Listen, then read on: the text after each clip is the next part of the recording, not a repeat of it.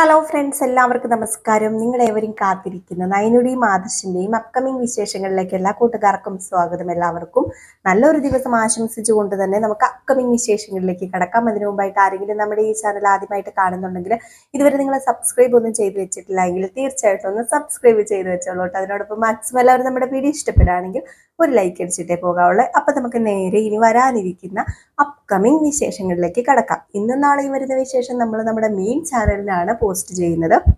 ഇത് ഇനി വരാനിരിക്കുന്ന വിശേഷമാണ് കേട്ടോ. അതായത് ഉടനെ തന്നെ വരുന്ന വിശേഷങ്ങൾ. അങ്ങനെ നമ്മുടെ ആദർശ സത്യങ്ങളൊക്കെ അറിഞ്ഞിട്ടുള്ളൊരു ഭാഗമാണ് ഞാൻ പറയാൻ പോകുന്നത്.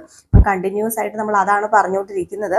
അപ്പം കഴിഞ്ഞ ദിവസം പറഞ്ഞതിന്റെ ബാലൻസ് ആയിട്ട് തന്നെ അങ്ങനെ നമ്മുടെ നയനയെ എവിടെയാ മൂർത്തീസ് ജ്വല്ലറിയിൽ നിന്നും പുറത്താക്കിയിരിക്കുകയാണ്. മൂർത്തീസ് ജ്വല്ലറിയിൽ നീ ഇനി വരണ്ട എന്നും നിന്റെ യാതൊരു സപ്പോർട്ടും മൂർത്തീസ് ജ്വല്ലറിക്ക് വേണ്ട എന്നും നീ എന്നോട് കാണിച്ചതിന്, നീ എന്നോട് ചെയ്ത വിശ്വാസ വഞ്ചനയ്ക്ക് ഇതാണ് ഞാൻ തരുന്ന ശിക്ഷ എന്നും ഇതുമാത്രമല്ല നീ ഇനി തൽക്കാലം ഇവിടെ നിൽക്കണ്ട എന്നും നീ അനന്തപുരി തറവാട്ടിൽ നിന്നും നിന്റെ വീട്ടിലേക്ക് പൊക്കോ എന്നും പറയുകയാണ് നമ്മുടെ ആദർശ്. അപ്പം നയനയോട് സത്യങ്ങളൊക്കെ പറയുകയാണ് കേട്ടോ. ഞാൻ ഇതെല്ലാം അറിഞ്ഞു, നീ എന്നോട് ചെയ്തൊരു വിശ്വാസ വഞ്ചന തന്നെയാണ്.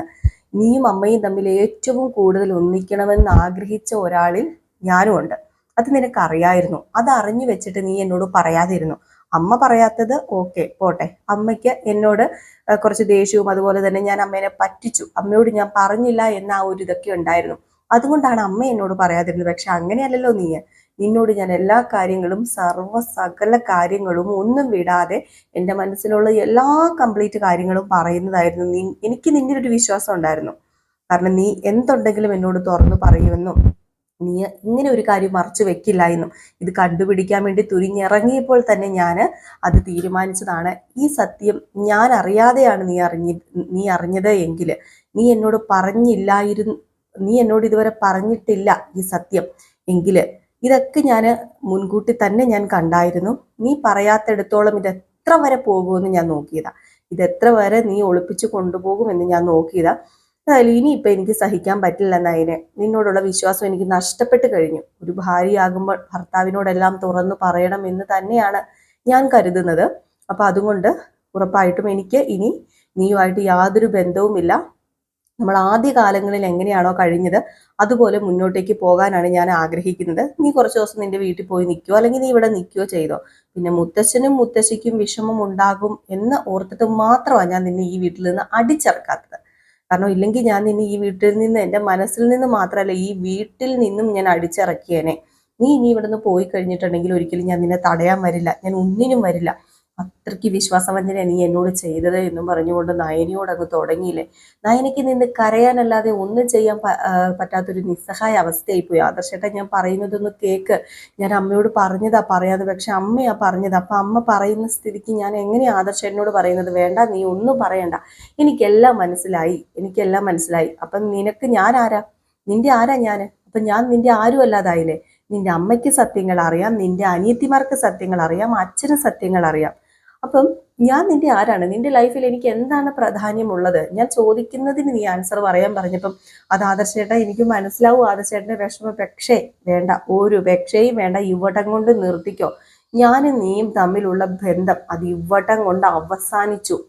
ഇനി മുറിച്ചിട്ടതാണ്, ഇനി ഒരിക്കലും അത് കൂടി ചേരാൻ പോകുന്നില്ല എന്ന് പറഞ്ഞുകൊണ്ട് നമ്മുടെ ആദർശ് അവിടെ നിന്ന് ഇറങ്ങി പോവുകയാണ്.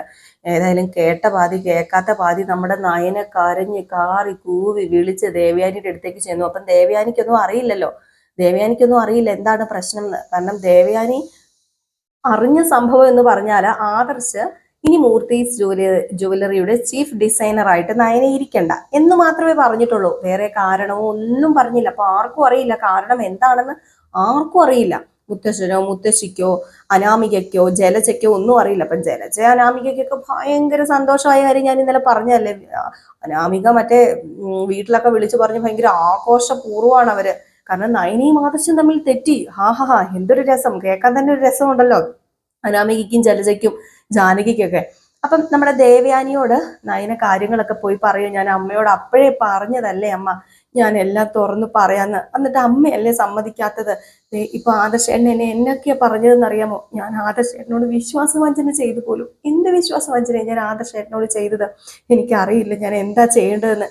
എന്നോട് ഈ വീട്ടിൽ നിൽക്കണ്ട എന്ന് സഹിതമാണ് പറഞ്ഞിരിക്കുന്നത്. എനിക്കറിയില്ല, അമ്മ പറയമ്മേ എന്താ? അല്ലെങ്കിലും എൻ്റെ വിധി ഇങ്ങനെയാന്നാ തോന്നുന്നത്. ഒരാളുടെ സ്നേഹം കിട്ടുമ്പോൾ മറ്റൊരാളുടെ സ്നേഹം പോകുന്നു. എനിക്ക് നിങ്ങളുടെ രണ്ടുപേരുടെയും സ്നേഹം കിട്ടാനുള്ള അർഹതയില്ലെന്നാ തോന്നുന്നത്. ഞാൻ എന്താ അമ്മേ ചെയ്യേണ്ടത് എന്നൊക്കെ ഇങ്ങനെ പറഞ്ഞപ്പോ, അല്ല മോളെ, അവനെങ്ങനെയാ സത്യങ്ങളൊക്കെ അറിഞ്ഞത്? അപ്പൊ ഞാൻ നിന്നെ സ്നേഹിക്കുന്ന കാര്യം അവൻ അറിഞ്ഞോ? അത് അറിഞ്ഞോന്നോ? അതൊക്കെ പണ്ടേ അറിഞ്ഞു. നമ്മുടെ മുമ്പിൽ അഭിനയിക്കുമായിരുന്നു ആദർശേട്ടൻ. ഇതെവിടം വരെ പോകുമെന്ന് നോക്കിയതാണത്രേ. ഞാനിപ്പോ സത്യം പറഞ്ഞാൽ ആദർശേട്ടന്റെ മുമ്പില് ചുറ്റി ചുളുങ്ങി ചൂടി നിൽക്കുകയാണ്. ഞാനൊരു വലിയ തെറ്റുകാരിയെ പോലെ ആദർശേട്ടൻ എന്നെ നോക്കുന്നത്. എന്തോ തെറ്റുകാരി എന്നോ, വിശ്വാസം ഇല്ലാത്തവളെന്നോ, വിശ്വാസ വഞ്ചന ചെയ്തെന്നോ, എന്തൊക്കെയോ ആദർശേട്ടൻ വായി തോന്നൊക്കെ വിളിച്ചു പറഞ്ഞു. പോട്ടെ, മൂർത്തീസ് ജ്വല്ലറിയുടെ സ്ഥാനം എനിക്ക് വേണ്ട. അവിടുത്തെ ചീഫ് ഡിസൈനർ ആയിട്ടൊന്നും എനിക്ക് ഇരുന്ന് വാഴണമെന്നൊന്നും ഞാൻ ആഗ്രഹിച്ചിട്ടില്ല.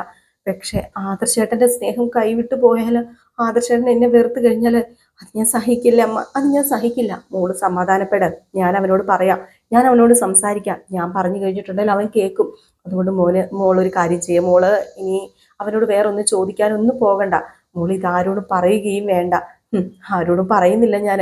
അനാമികയ്ക്കും അതുപോലെ അപ്പച്ചിക്കും ഇളയമ്മയ്ക്കൊക്കെ എന്നെ കളിയാക്കാൻ ഒരു കാരണമായല്ലോ. അവരുടെയൊക്കെ മുമ്പിൽ മിണ്ടാതെ നിൽക്കുക എന്നുള്ളതല്ലാതെ എനിക്ക് വേറെ ഒന്നും ചെയ്യാൻ പറ്റുന്നില്ല. സ്വന്തം ഭർത്താവ് വെറുത്ത ഭാര്യ, നിന്റെ അഹങ്കാരം തീർന്നോടി. നീ നിലത്തൊന്നും അല്ലായിരുന്നല്ലോടി. നിന്റെ ഭർത്താവിന്റെ നിന്നെ എടുത്ത് പൊക്കി വെച്ചേക്കുവാന്ന് പറഞ്ഞ് നടക്കുമല്ലായിരുന്നോടി എന്നൊക്കെ പറഞ്ഞ് അനാമിക കുറെ എന്നെ പറഞ്ഞു.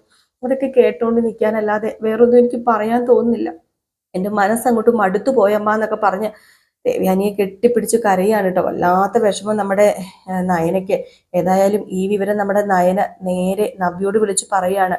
നവ്യേച്ചി എല്ലാം പോയി നവ്യേച്ചി, സത്യങ്ങളൊക്കെ അറിഞ്ഞു. ഇവിടുത്തെ പ്രശ്നം പരിഹരിക്കാൻ എന്ത് ചെയ്യണമെന്ന് എനിക്ക് അറിയില്ല. ഇപ്പൊ ആദർശേട്ടൻ എന്നെ വെറുക്കുക, വെറുത്ത് വെറുത്ത് വെറുത്ത് വെറുത്ത് വെറുപ്പിന്റെ അങ്ങേയറ്റത്ത് ആദർശേട്ടൻ നിൽക്കുന്നത്. അല്ല നൈന, ഈ സത്യങ്ങളൊക്കെ എങ്ങനെയാ അറിഞ്ഞത്? ഞാനന്ന് വീട്ടിൽ വന്നില്ലേ, അന്ന് മുതൽ സംശയം ഉണ്ടായിരുന്നു. എന്നെ അമ്മയും ഞാനും അമ്മയല്ലേ ഒന്ന് ഒരുമിച്ച് വീട്ടിൽ വന്നത്. അന്ന് ആദർശേട്ടൻ ഈ സംശയം വെച്ച എൻ്റെ കൂടെ വന്നത്. അങ്ങനെയാ ആ ഒരു കാര്യം ആദർശേട്ടൻ കണ്ടുപിടിച്ചതൊക്കെയാന്നാ പറയുന്നത്. എനിക്കറിയില്ല, കൂടുതലൊന്നും എന്നോട് സംസാരിക്കുന്നു മിണ്ടുന്നുമില്ല. പിന്നെ ഞാൻ എങ്ങനെ ചോദിക്കാനാ, അറിയാനാ? ഏതായാലും മോള് സമാധാനമായിട്ടിരിക്കാം. ഇപ്പൊ ആദർശേട്ടൻ ഇച്ചിരി സങ്കടമൊക്കെ കാണുമായിരിക്കും. കാരണം